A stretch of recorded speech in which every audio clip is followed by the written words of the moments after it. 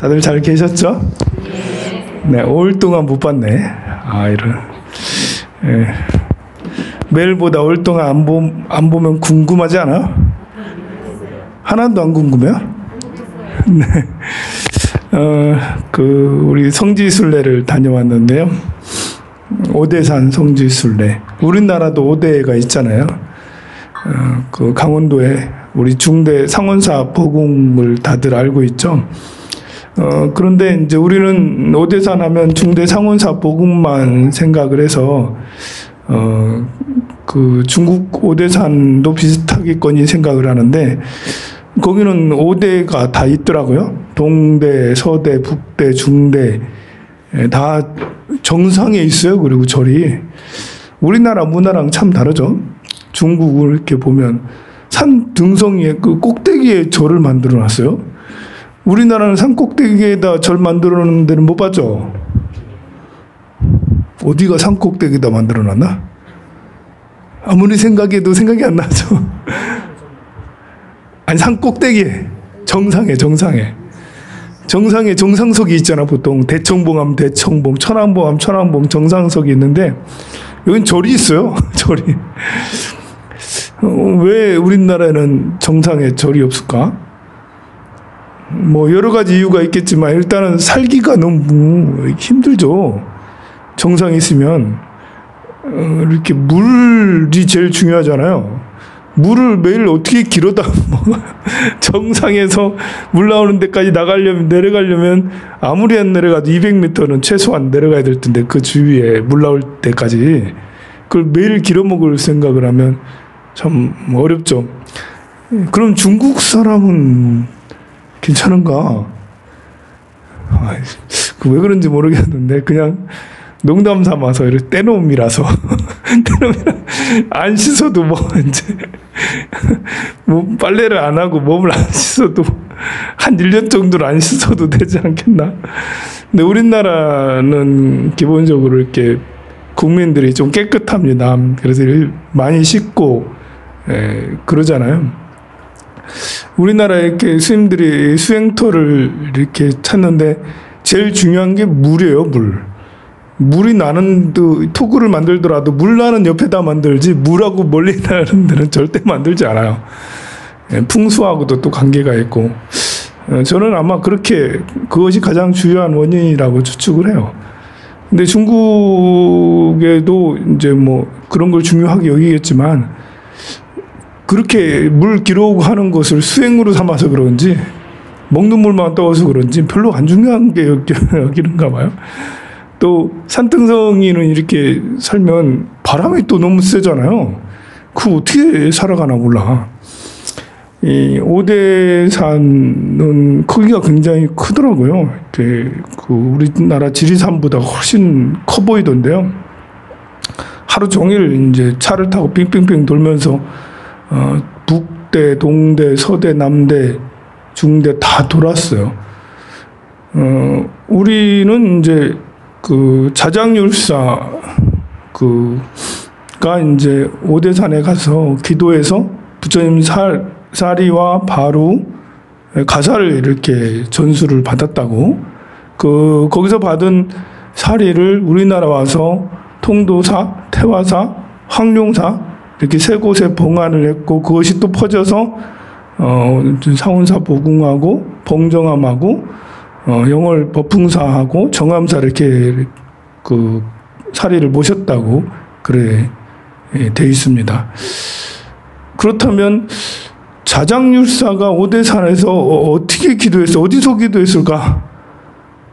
이제 그 오대산에 가보니까 기도한 장소가 있고 친견한 장소가 있고 그리고 부처님 사리하고 가사를 받은 장소가 또 따로 있더라고요. 보니까 실제로 그래서 정말 조욕지라는 곳에서 문수보살님을 친견하고 문수보살께서 일로 와봐 해서 중대에 데리고 가는가 봐요. 중대에서 이제 가사하고 그 부처님 사리를 받으셨다고 그렇게 돼 있더라고요. 참으로 영광이었어요.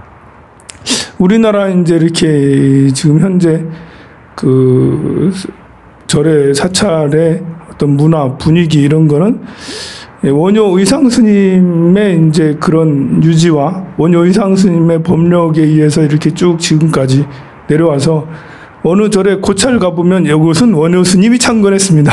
이것은 의상 스님이 창건했습니다. 그리고 또 한 분 더 계시다면 요거는 자장율사가 창건했습니다. 이렇게 거의 대부분의 1500년 된 사찰들은 그렇게 이야기가 많이 전해 내려오죠.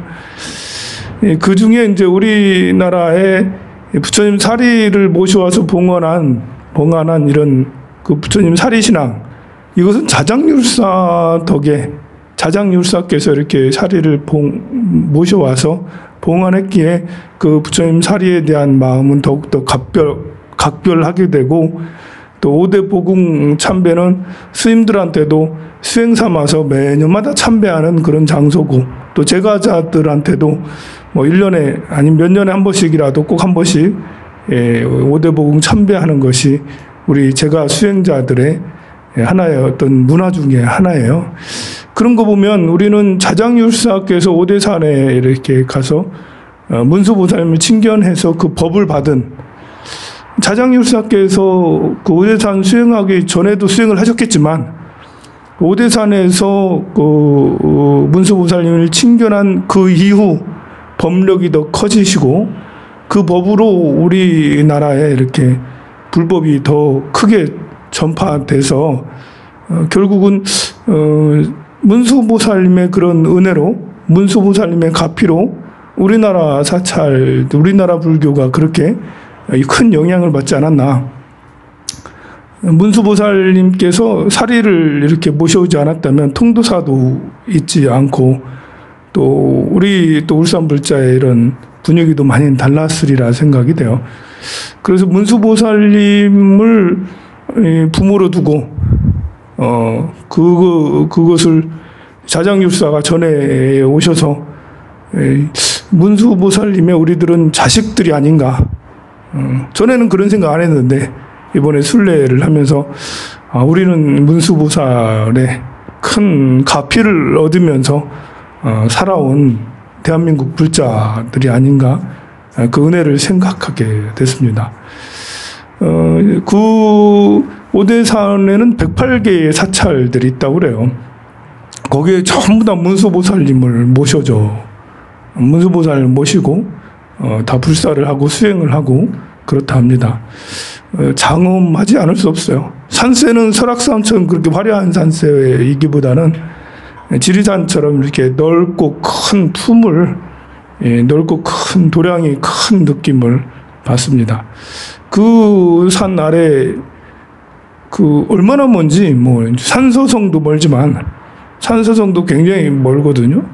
먼데 산서성 그 중심에서도 한 4시간, 5시간을 버스를 타고 가야 돼요. 옛날에는 이제 뭐 한 10시간 걸렸겠죠. 요즘에는 고속도로로 4시간 이렇게 가니까. 그렇게 멀리 있는데 좀 놀라웠던 거는 그 오대산 가려면 아직도 멀었는데 이제 여기서부터 오대산이라는 이제 오대산 성지에 온 걸 환영한다고 하는데, 예를 들면 그 여기서 지리산 정도의 거리라고 생각하면 돼요. 울산에서 지리산 굉장히 멀잖아요. 그럼 여기서부터 표지석이 있는 거예요. 울산부터 표지석이 있어가지고 한참을 가야 돼요. 여기서부터 오대산인 거야. 굉장히 그런 것을, 대륙이라는 게 역시 다르구나라는 걸 느꼈습니다. 우리가 오대산을 참배를 하기 전에 만리장성을 먼저 가가지고 구경했어요. 관광했죠. 뭐 만리장성 우리가 참배할 건 아니잖아요. 구경 관광했는데 일정상 뭐 어떻게 할 수 없이 북경에서 비행기에서 내려서 그쪽으로 가야 되기 때문에 그렇다고 하는데, 한편으로 생각하면 그 만리장성이 공든탑이 아닌가. 돌로 탑을 만들어낸, 비록 사륙의 현장이기도 하고 전쟁의 현장이기도 하지만 그냥 쌓아놓은 것만 보면 탑 쌓듯이 쌓았죠. 쌓는 방법이 좀 이제 너무 무지막지하게 많은 사람들이 죽었고, 또 거기 그 쌓는 이유는 전쟁하려고 싸운 거죠. 이제 물론 방어를 위해서 했지만 결국 거기에선 전쟁을 위해서 만들어진 장성이었어요.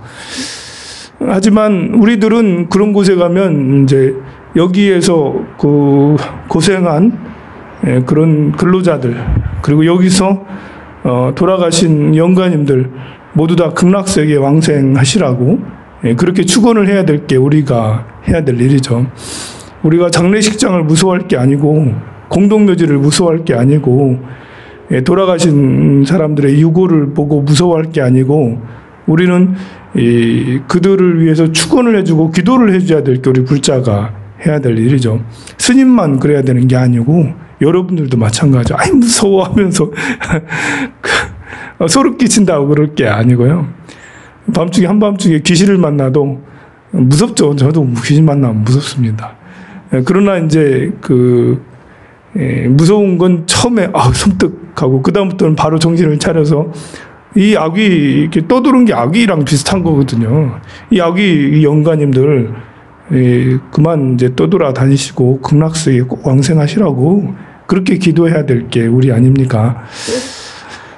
그 5,000km나 되는 굉장한 만리장성 그 중에 일부만 보았는데 산세가 굉장히 수려하더라고요. 우리나라에 뭐 이렇게 명산에 뒤지지 않는 오히려 더 그 수려한 그 산세에 이 능선마다 이렇게 장성을 이은 걸 보면 정말 놀랍지 않을 수가 없었어요. 만리장성은 별로 참배하거나 뭐 순례할 생각이 지금까지 별로 없었는데 그걸 보고는 내가 5,000km를 다 걸었으면 싶다라고 이제 그 장성을 처음부터 이쪽 끝에서 저쪽 끝까지 한번 걸어보고 싶다라는 그런 생각이 들 정도로 그랬습니다. 그래 궁둔탑을 이렇게 보고 그 다음에 이른 사찰이 화엄사였어요. 화엄사하면 화엄경이 떠오르죠. 화엄경하면 또 선제동자가 떠오르고 선제동자는 구도자입니다.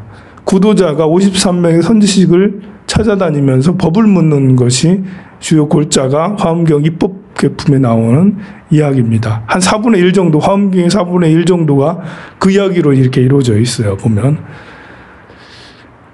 너무나도 우연인지 우리가 공든탑을 칭견하고 만리장성 공든탑을 칭견하니 발심이 나서 선제동자가 돼서 화엄 사찰에 참배를 해서 그 불사가 이렇게 굉장히 많이 크게 됐더라고요. 벽화를 이렇게 보는데 53명의 선지식 이렇게 화엄경 그 벽화가 쭉 있는데 높이가 한 6, 7m 되고 가로도 한 10m 되는 쫙 벽으로 너무나도 이렇게 장엄한 벽화에 놀라지 않을 수 없었어요. 그걸 이제 3면으로 양면과 뒷면으로 쭉 이렇게 한 벽화를 그리는 것이 장식이 너무나도 감격스럽습니다. 부처님도 얼마나 큰지 실내 법당인데 부처님이 한 3, 4m 정도는 돼 보이는 굉장히 부처님들이 삼전불이 엄청 커요. 그러니까 법당 자체가 크다는 거죠. 거대하다라고 느낄 수밖에 없어요. 탑들도 이제 이렇게 우리나라랑 보기 어려운 목탑으로 이제 이렇게 그 안에 참배할 수 있도록 돼 있는 것이 여러분들 뭐 텔레비전 한 번씩 봤을 거예요. 그곳에서 화엄사에서 선제동자가 돼서 그 다음에 이제 찾은 것이 운광석굴입니다. 중국에는 3대 석굴이 있어요. 우리나라는 이제 석굴암 본존불 칭견할 때, 석굴암 뭐 이렇게 굉장히 찬탄하고 세계에서도 알아주는 그런 석굴 사원이다라고 하는데, 석굴 규모로 말하면, 그 예술성으로 말하면 우리 석굴암이 뭐 세계 최고겠지만, 규모로 말하면 석굴암하고는 비교할 수가 없겠죠. 그 굴을 파서 17m 더 되나? 30몇 미터인가? 굉장한 큰 불상, 한 30m를 하는 것 같네요. 한 30m 되는 큰 불상을 굴을 파서 그 안에다가 모셨고, 그게 굴이 5개인가 있을 정도로, 그 대형 불상이 몇 개가 되고, 그 안에 이제 중소형의 그 벽에다 이렇게 부처님을 모시고 비천들과 이제 사천왕상들을 모시고 여러 이제 제적 천인들을 모셨던 그것을 생각하고 거기다 또 채색까지도 쭉 이렇게 했어요. 그게 1000년 전의 채색인지 1500년 전의 채색인지 그게 1500년 됐거든요. 그 동굴이. 거기에 이 불사를 해놓은 거 보면 정말 거기에 그 불사를 할 때 수만 명, 수십만 명이 동원해서 그 굴을 파고 부처님을 모시고 했다고 하더라고요. 그것도 이제 위나라의 북위에 황제가 이제 담요라는 스님에게 청해서 담요라는 스님이 그 굴을 파서 불사를 몇십 년 동안 했다고 그럽니다. 거대한 이제 이 석굴 사원 그리고 요즘에 발달하고 있는 중국의 불교 석굴 제가 15년 전에 이렇게 용문 석굴을 참배했던 기억이 있어요. 중국의 3대 석굴이 용문 석굴과 우리가 갔던 운강 석굴 그리고 도낙막고굴인데요. 그 전에는 이제 운강 석굴을 안 가서 모르겠는데 짐작을 해보면 그냥 운강 석굴만 있었을 거예요. 근데 지금은 운강 석굴 가기 전에 다른 불사들이 뭐 거대한 대단한 어디 중국 영화에서나 볼 듯한 그런 석기둥들이 한 50개, 100개가 쫙 늘어서져 있고 거대한 이제 호수에 그 안에다가 다리를 만들고 그 안에 대형 사찰들을 또 만들었어요. 궁궐처럼 호수 안에 그런 걸 보면 그걸 통과해서 이제 운강석굴에 이르게 되거든요. 그러니 운강석굴만 해도 입이 쩍 벌어지는데 운강석굴에 가기 전에 그런 불사들이 정말 그냥 가서 보면 와 장관이다 하지만 막상 저것을 창건할 때는 어떻게 창건했을까 하는 걸 생각을 해보면 와 정말 그 만리장성 못지않은 대작불사다라는 생각이 듭니다. 그리고 나서 이제 우리는 중국에서 제일 오래됐다는 목탑을 이렇게 봤어요. 67점 몇 미터라는데요. 우리나라 경주 황룡사 탑이 그 81m예요. 9층 목탑이잖아요. 이렇게 비록 그 800년 전에 불타 없어졌지만 목탑으로 81m. 그리고 사각으로 이렇게 우리나라는 사각이었던가 그래요. 황룡사 탑이 육각이었나? 그래 이제 그 탑이 우리나라에서도 한 600년 정도는 서 있었거든요. 근데 이 탑은 지금 1000년 동안 거기 서 있어요. 목탑이 어떻게 그럴 수 있을까? 어떻게 1000년이 나무로 된 목탑이 그것도 67m나 되는 집처럼 이렇게 5층, 6층으로 이렇게 돼 있거든요. 그 무게를 어떻게 지탱을 할까를 생각을 해보면 지금도 그거를 약간 기울어져 있어가지고 지진 때문에 해체 복원을 해야 될 텐데 해체는 할 수 있어도 복원은 자신이 없어가지고 하지를 못한다 하더라고요. 그 나무가 이제 나무는 정말 살아있잖아요. 균형이 조금만 틀려도 이게 좀 몇 년 지나면 이제 쓰러져 버리니까 그래서 그것도 참 놀랐습니다.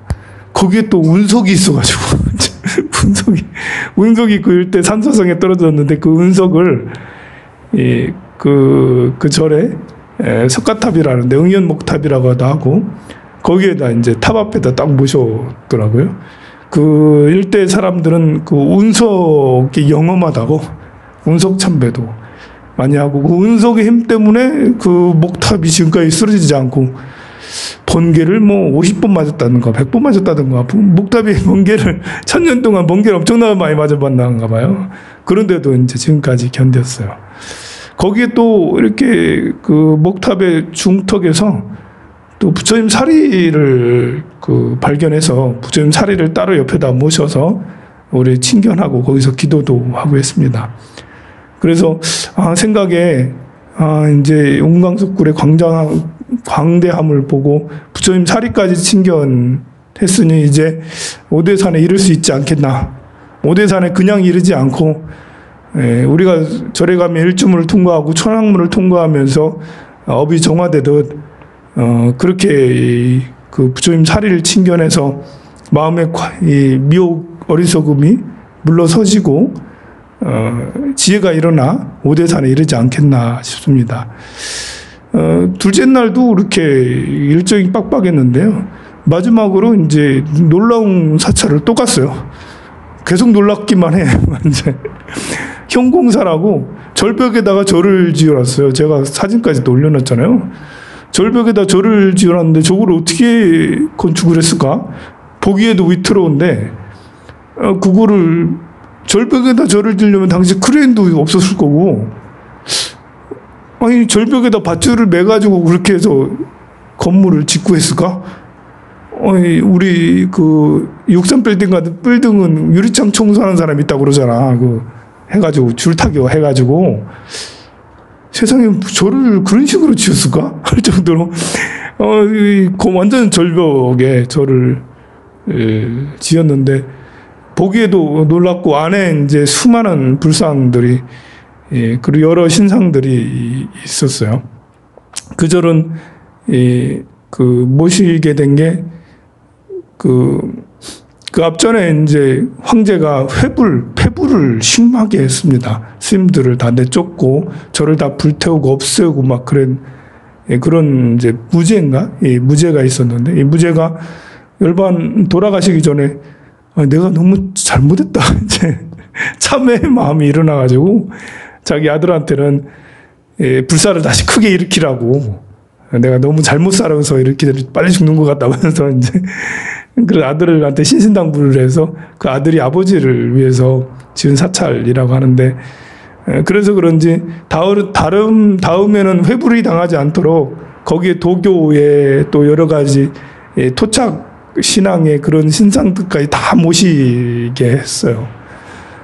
그 정각 하나하나에 많은 부처님과 또 나한상들이 있어서 참배하는데 참 이렇게 놀라운 마음으로 참배를 했습니다. 이거 여러분들하고 꼭 한번 꼭 같이 가봐야겠다, 그런 생각이 많이 들었어요.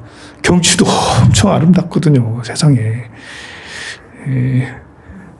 그리고 나서 이제 그 다음날 오대를 참배를 했습니다. 우리는 편하게 오대를, 시간이 많이 지났구나.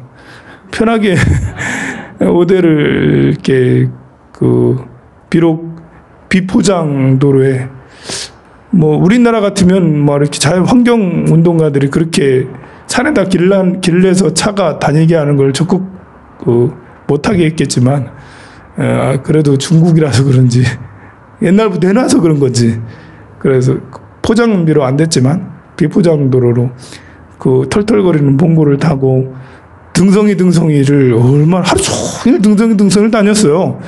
6개의 사찰들을 참배했습니다. 동대, 서대, 남대, 북대, 중대하고 조육지까지. 우리는 이제 그렇게 다녔는데, 이렇게 일반 이제 사람들은 걸어 다니는 사람도 굉장히 많더라고요. 또 삼보일배하는 분들도 있고,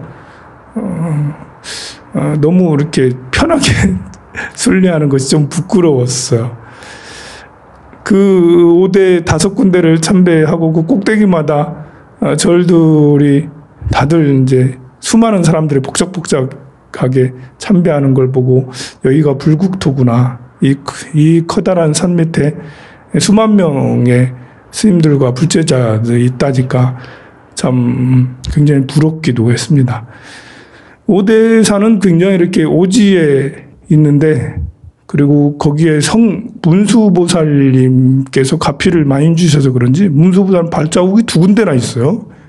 2군데 다 봤어요, 저는. 한 군데는 만지고 이렇게 더듬기도 하고, 이게 문수보살 다리인가 이러면서 더듬기도 하고, 한 군데는 좀 다 손에 닿을 수 없이 높이 있어서 또 보기만 하고, 또 문수보살님이 놔뒀다는 곳이 여러 군데 있고, 또 여러 현통사, 타본사, 금각사, 그리고 이제 보살정, 대라정, 이런 많은 사찰들을 보면서 이렇게 그 문수보살님을 받들고 모시고 기도하는 사람들이 이렇게 많구나.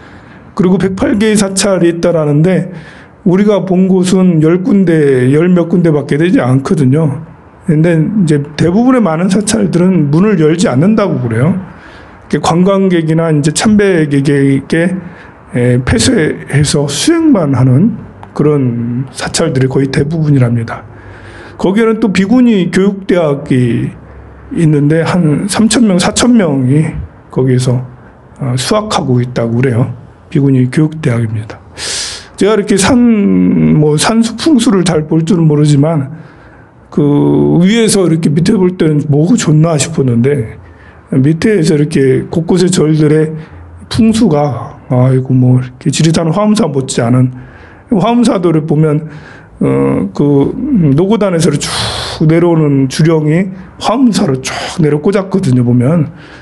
그래서 이렇게 남쪽에 제일 도량 화엄사라고 막 그렇게 자랑하고 그러는데 오대산 밑에 그 지금 조금 전에 열거한 그 사찰들이 다 그렇게 풍수가 되게 좋아 보이더라고요. 그래서 수행하기 좋은 사찰들이 아닌가 싶었습니다. 우리가 이제 4박 5일 동안 비록 문수보살님을 눈으로 직접 친견하진 못했지만 아직 원력이 부족해서 자장율사처럼 그렇게 해야 되는데 친견하지 못했지만 수많은 문수보살 상은 봤어요. 문수보살 상이 얼마나 많은지. 네. 문수보살 상을 곳곳에 참배를 하면서 문수보살님과 더 인연이 깊어진 것에 큰 감사를 드리고 문수보살님의 큰 지혜를 꼭 받아서 여러분들과 함께 해야겠다라는 그런 원력을 더 많이 크게 세웠습니다. 다음엔 꼭 함께 오대산 여러분들 같이 다 함께 해서 문수보살을 친견했으면 좋겠습니다. 성불하십시오.